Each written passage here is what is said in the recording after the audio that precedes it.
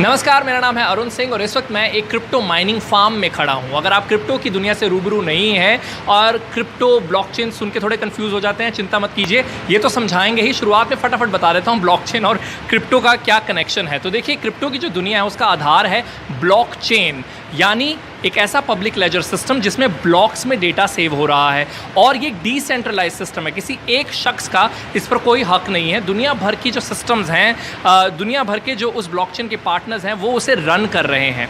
Run कैसे कर रहे हैं? आप कोई ट्रांजैक्शन करते हैं तो उसे वैलिडेट करना होता है। वैलिडेट करने वाले माइनर्स होते हैं, वो लोग जो माइन करते हैं कुछ इस तरीके से। वैलिडेशन ट्रांजैक्शन की होती है कॉम्प्लेक्स एल्गोरिथमिक प्रॉब्लम को सॉल्व करते हुए।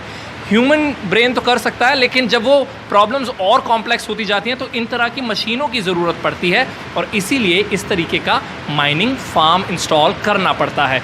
इस वक्त हम रोहतक में हैं। रोहतक का एक पालिका बाज़ार है, बड़ा ही बिजी बाज़ार है। उसके पास हुडा कॉम्प्लेक्स मार्केट है जहाँ पर ये एक इतना बड़ा माइनिंग फार्म लगा हुआ है। GPUs यानी ग्राफिक प्रोसेसिंग जो यूनिट है 300 से ज़्यादा लगे हुए हैं। एक जो रिग है वो उसमें होता क्या क्या है वो आपको आइए क्लोजली दिखा देते हैं। तो ये हुआ मदरबोर्ड है, ये इंटरनेट का कनेक्शन यहाँ आ रहा है।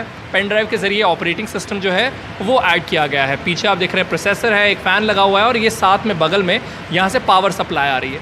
इसके ऊपर जो आप देख रहे हैं ये GPUs हैं, अलग अलग कंपनीज़ के GPUs यहाँ पर इंस्टॉल्ड हैं और इस पूरी माइनिंग फार्म में 300 से ज़्यादा GPUs हैं। इस वक्त जब मैं बात कर रहा हूँ थोड़ा पसीने भी आ रहे हैं, गर्मी लग रही है क्योंकि बहुत ज़्यादा हीट प्रोड्यूस हो रही है और हीट प्रोडक्शन का मतलब इलेक्ट्रिसिटी भी बहुत खाई जा रही है। तो इलेक्ट्रिसिटी का जहाँ तक सवाल है तो इस पूरे माइनिंग फार्म का लगभग 3 लाख रुपए का एक महीने का इलेक्ट्रिसिटी का बिल आता है।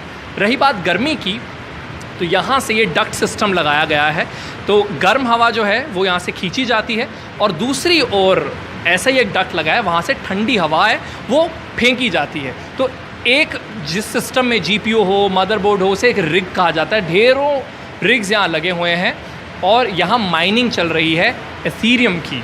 इसके अलावा भी इन सिस्टम्स का इस्तेमाल जो लोग किसी और काम के लिए करना चाहते हैं, ब्लॉकचेन या फिर क्रिप्टो के लिए नहीं, किसी और काम के लिए उन्हें हैवी सिस्टम की ज़रूरत है, तो ये कंपनी जहाँ पर हम खड़े हैं वो उन सर्विसेज के लिए भी ये इन सिस्टम्स को ऑफ़र करते हैं। वेरी क्विकली अगर प्रदीप नरवाल हमें यहाँ पर ज्वाइन कर ले, we just have like few seconds of this video left. What is your company name? New Age Soft Sol Private Limited. Okay, और ये पैंडेमिक में आपने शुरुआत किया है इससे? या बिल्कुल। ठीक है, rapid fire round, 3 questions. Is mining profitable? Yes. Okay, and can one start mining at comfort of their home?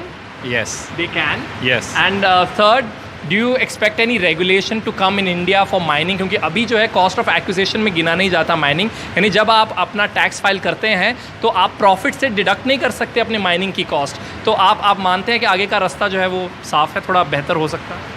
बिल्कुल बिल्कुल।